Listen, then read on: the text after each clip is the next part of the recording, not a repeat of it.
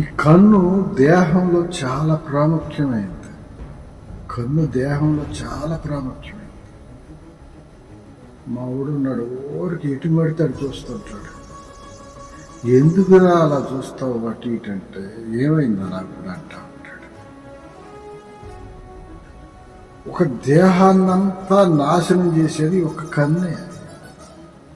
ఈ కంటి చూపు వల్ల ఎన్నో జీవితాలు నాశనం అయిపోయి ఉన్నాయి. బైబిల్ గ్రంథంలో కూడా ఉంది. సంసోను చూపు ఢిల్లీల మీద పడింది. సంసోను చూపు ఢిల్లీల మీద పడింది. దాని ఫలితం ఏంటో తెలుసా? ఆ కళ్ళే పీకేశారు. ఆ కళ్ళే పీకేశారు. చివరికి తన ప్రాణాలు పోయే పరిస్థితి వచ్చింది. అమ్నోను కన్ను తన చెల్లెల మీద పడింది. దాని ఫలితం ఏంటో తెలుసా? మళ్ళీ ప్రాణమే. తప్పిపోయిన కుమారుడు కన్ను లోక ఆశల మీద పడింది. రంగురంగుల లోకం మీద పడింది. రంగురంగుల లోకం వైపు పడింది తప్పిపోయిన కుమారుడి కన్ను. చిన్న కుమారుడి కన్ను. చిన్న కుమారుడి కన్ను రంగురంగుల లోకం మీద పడిపోయింది. లోకంలో ఏదో ఉంది చూడాలనుకున్నాడు. వెళ్ళిన తర్వాత తెలిసింది ఇక్కడ ఏమీ లేదు. దాని ఫలితం ఏంటో తెలుసా? పందులు తినే పొట్టు తినాల్సిన పరిస్థితి వచ్చింది. చివరికి ఆ పొట్టు కూడా దొరకలేదు. పందులకు దొరుకుతుంది కానీ ఈ చిన్న కుమారుడికి ఆ పొట్టు కూడా దొరకలేదు. గెహాజీ కన్ను ధనం మీద పడింది. గెహాజీ కన్ను ధనం మీద పడింది, డబ్బు మీద పడింది. ఫలితం ఏంటో తెలుసా? కుష్టివ్యాధి వచ్చింది. చూసారా? ఈ కన్ను పడటం వల్ల వచ్చే నష్టాలు ఎన్నున్నాయి చూసారా? యోధా కన్ను యేసు ప్రభువుల్లో శిష్యుడైన యోధా కన్ను కూడా డబ్బు మీద పడింది. డబ్బు మీద వ్యామోహం. యేసయ్యతో ఉంటా, యేసయ్యతో బ్రతుకుతా కూడా ఆయన మనసు యేసయ్య మీద లేదు. యేసయ్య పక్కన తిరుగుతున్నాడు కానీ యేసయ్య మీద లేదు. ఈ కంటి చూపు వల్ల అనేక కుటుంబాలు కాలిపోయినవి కూడా ఉన్నాయి. ఒక కంటి చూపు వల్ల అనేక జీవితాలు, అనేక కుటుంబాలు కాలిపోయినవి కూడా ఉన్నాయి.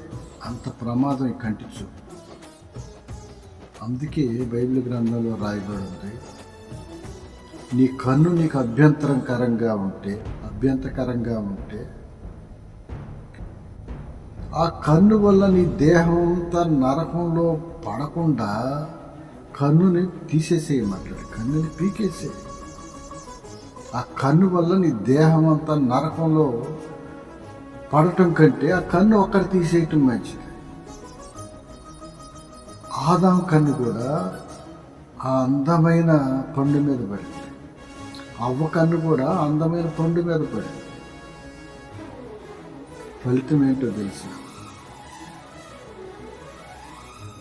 దేవునితో గడుపుతున్న సమయాలను, దేవునితో సహవాసం చేస్తున్న ఆదాము అవ్వ అసలు ఆ పండ్ల తోట నుంచి వెలివేయబడ్డారు.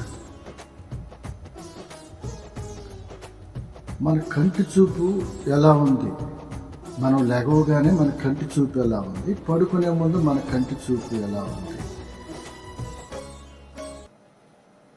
మన దినచర్యల్లో మన కంటి చూపు ఎలా ఉంది? చాలామంది లెగవగానే సెల్ తీసుకుని సెల్లో చూసుకుంటా ఉన్నారు, ఏమొచ్చినాయా అని. వాక్యాన్ని కూడా ఎవరు చూడట్లేదు. లెగవగానే సెల్ తీసుకుంటున్నారు. పక్కనే కళ్ళు తెరవకముందే చేతితో తడుముకుంటున్నారు సెల్ ఫోన్. నిద్రపోయే సమయానికి కూడా సెల్ ఫోన్ చేతిలో పట్టుకుని నిద్రపోతూ ఉన్నారు. కొంతమంది సేవకులు కూడా నిద్రపోతా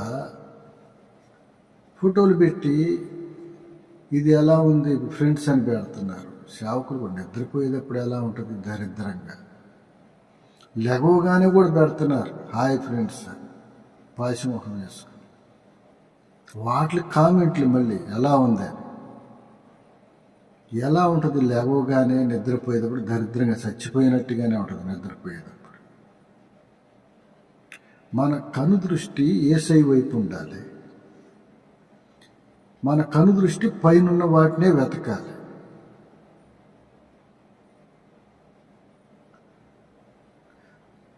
మనం పరలోకానికి వెళ్ళాలన్నా నరకంలోకి వెళ్ళాలన్నా మన కన్ను చాలా ప్రాముఖ్యమైనది. మన కన్ను పరిశుద్ధమైనవి చూస్తే పరలోకానికి వెళ్తాం. మన కన్ను శాపగ్రస్తమైనవి చూస్తే నరకానికి వెళ్తాం. మన కన్నుని కాపాడుకోవటం మన బాధ్యత.